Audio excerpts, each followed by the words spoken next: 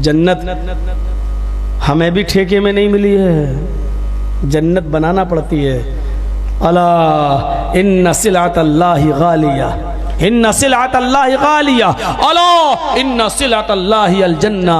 लोगों, अल्लाह का सामान बड़ा महंगा है और वो महंगी चीज, महंगा सामान जन्नत है। इतनी आसानी से थोड़ी मिल जाएगा। चले गए, अल्लाहु अकबर, अस्सलाम वालेकुम रहमतुल्लाह, बस चले जाओ, जाओ, जन्नत हो गई, जाओ, मिल गई जन्नत। देखना पड़ेगा बारात कितने लोग जाते थे, लड़की वालों क्या कितने लोग खाते थे,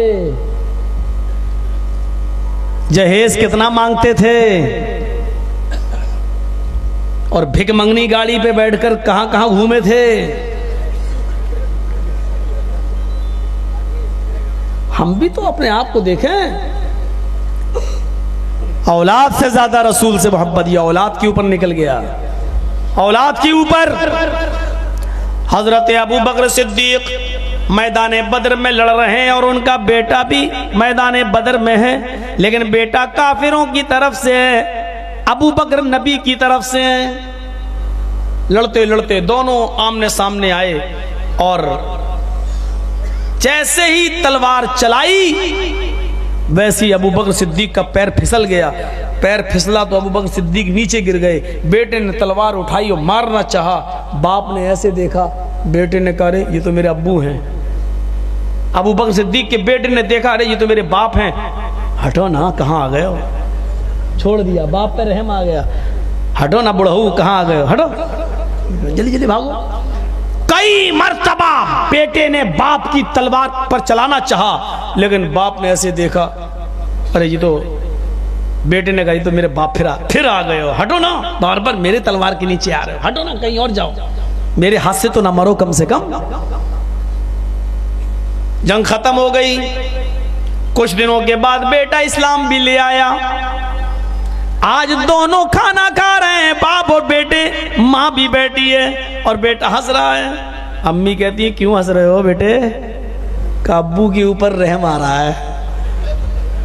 अब्बू के ऊपर रहम क्यों? का अम्मी देखो, आज हमारे साथ खाना खा रहे हैं, तुम बेवा होते होते बच गई हैं?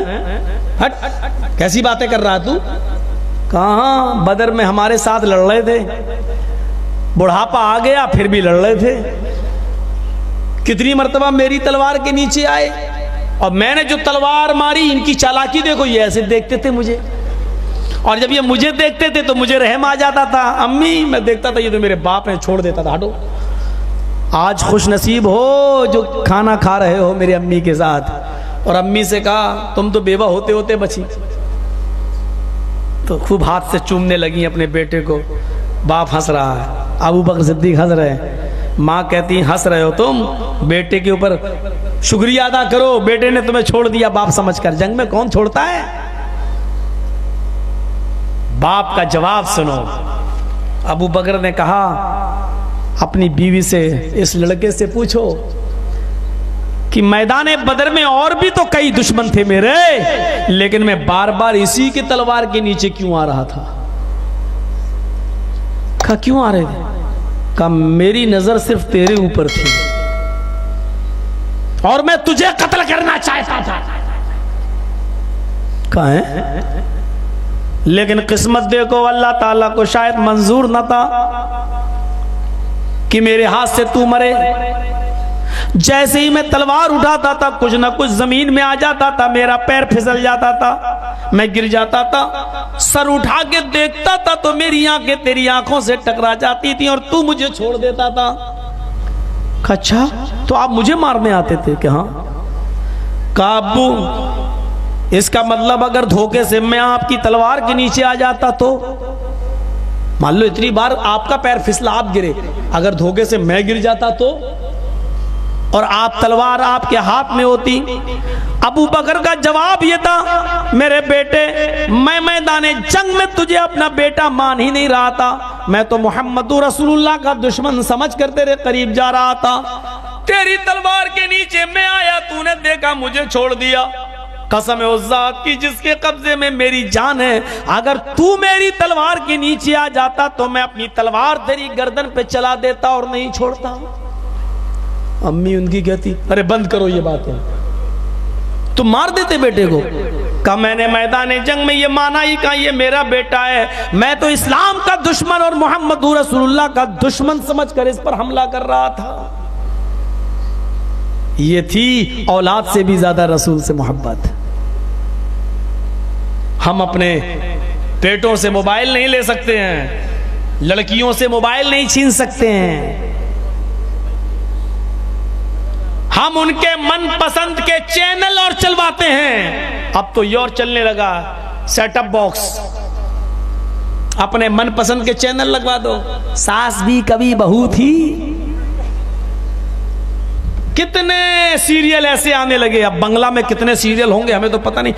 औरतें पहले खाना बना लेती हैं और अगर धोखे से खाने का टाइम निकल जाए और सीरियल आने लगे तो खाना बाद में बनेगा, पहले सीरियल देखा जाए। और बरकत आए तो कहां से आए घर में।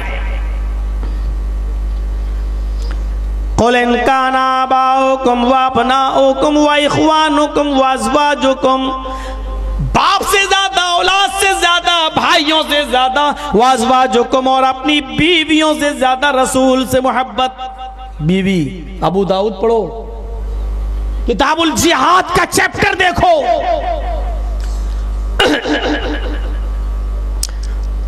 एक शख्स अपनी बीवी को मार देता है, कत्ल कर देता है, दौड़ता हुआ अल्लाह के नबी के पास आता है, खंजर फेंक देता है, कहता अल्लाह के रसूल मुझे कत्ल कर दीजिए, मेरा किसास लीजिए, मैंने अपनी बीवी को कत्ल कर दिया है। अपनी बीवी को मार डाला? हाँ, क्यों, क्या हुआ?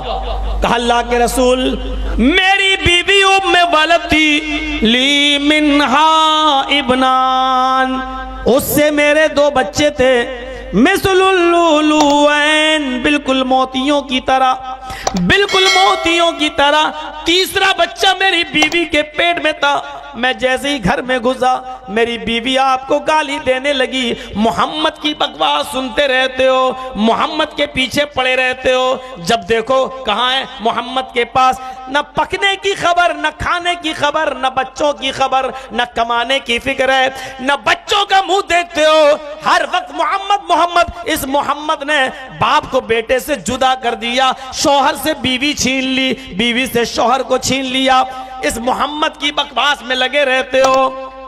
अल्लाह के नबी जब हद से ज्यादा वो गालियां देने लगी तो ऊंट को नहर करने का खंजर रखा हुआ था, मेरी नजर उस खंजर पर पड़ी, मैंने वो उठाया और वो खंजर मैंने अपनी बीवी के पेट में दे मारा। अल्लाह के नबी उसका पेट फट गया, मेरी बीवी चंद ही लम्हों में ठंडी हो गई, मैं अपनी बीवी का कातिल हूं। आपने कहा अगर ये बात सही है तो तेरी बीवी ने मुझे गाली दी और तूने उस औरत को मारा जिसने मुझे गाली दी। मैं अल्लाह के सिपाहियों से इंतकाम नहीं लेता, मुझे गाली देने वाले की सजा यही है कि उसको कत्ल कर दिया जाए, तेरे ऊपर कोई किसास नहीं बनता।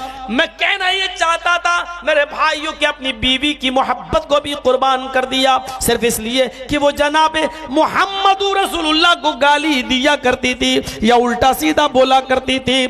आज हम अपनी बीवियों की जायज और नाजायज तमाम मुतालबात पूरे कर रहे हैं। जायज मुतालबे पूरे करो, कोई हर्ज की बात नहीं, और करना भी चाहिए, करना भी चाहिए, लेकिन नाजायज जरूरतें क्यों पूरी करोगे आप?